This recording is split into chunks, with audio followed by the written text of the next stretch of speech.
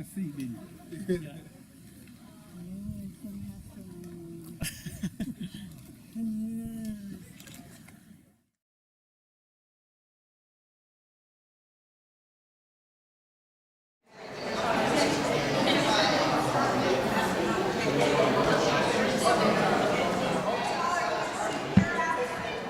Yeah. All right. Welcome, everyone. While folks are kind of getting organized, let's come in and have a seat. Welcome to this wonderful event from Color to Black, the stories of North Central Florida. So we're in for a real treat, and I've been asked to welcome everyone. My name is Paul Ortiz. I'm the director of the Samuel Proctor Oral History Program here at the University of Florida. I want to thank the Harn Museum for being such a wonderful host. Let's give the Harn a round of applause.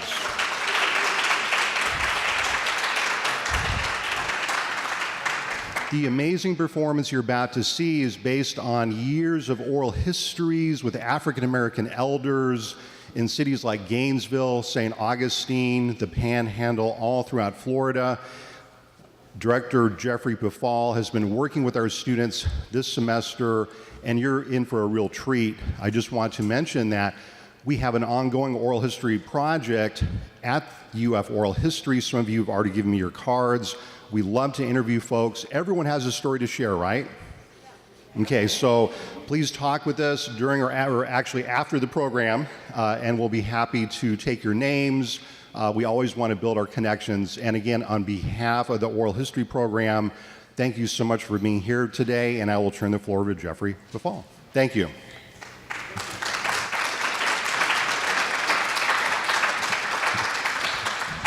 Thank you all so much for coming this afternoon. I would like to introduce our first author, Namiko Miller, who will introduce the first piece this afternoon.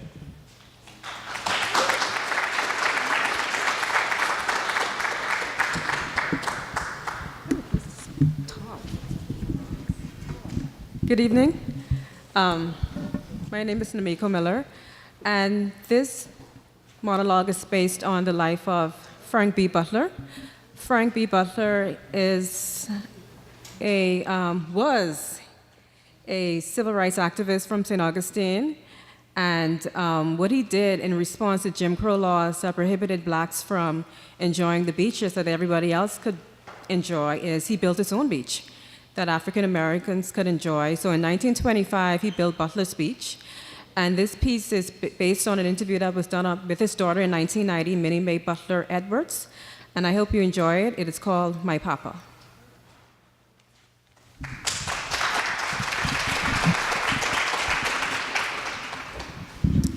So, you come to interview me, eh? Sit down, sit down.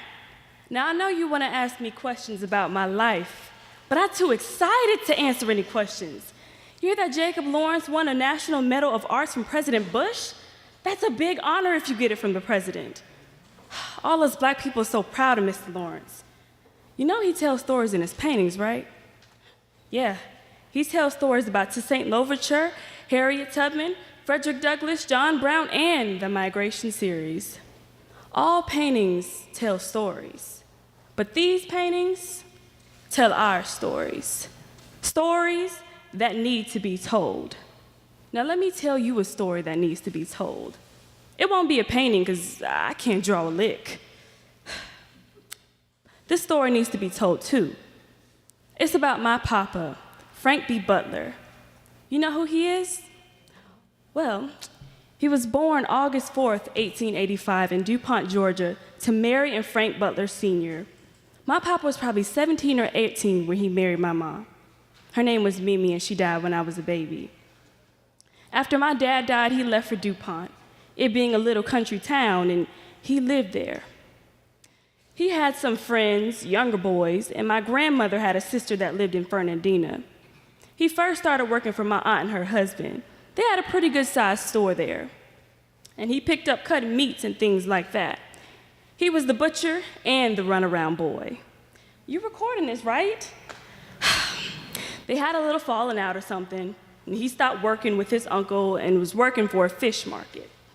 After working for Mr. S.E. Snyder, a Jewish person, he decided he wanted to go into business for himself.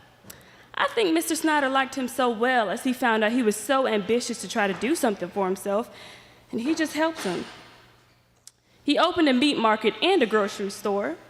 Now, this is the best part and why I'm so proud of what my papa did to help the black folks. You see, he built a beach they could use because blacks weren't allowed to go on the St. Augustine beaches. This started because one day, a woman came down from New York, and she was staying at the St. Augustine beach.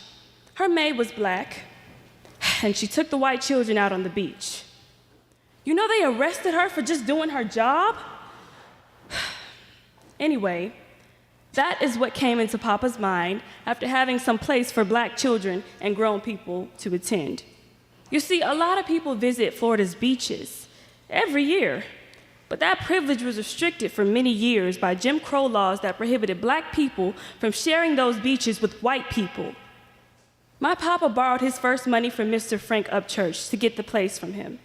So he bought one portion of the beach. After buying that, he was able to sell lots and things off like that. Then he bought the other portion. I think this was in 1925 or 1926, somewhere along that time. My papa had buses come in from Mississippi, Jacksonville, and Georgia because there were no beaches for blacks. Over time, he developed a residential subdivision, a casino, motel, and beach resort for us. By 1948, at least 11 black-owned businesses operated in the area, and my papa's Butler's Beach was a thriving tourist attraction. This was the only beach between Jacksonville and Daytona that blacks were allowed to use. My papa also encouraged blacks to vote and set up voting stations at his real estate office. And guess what? Butler Beach was all on the news in the 60s.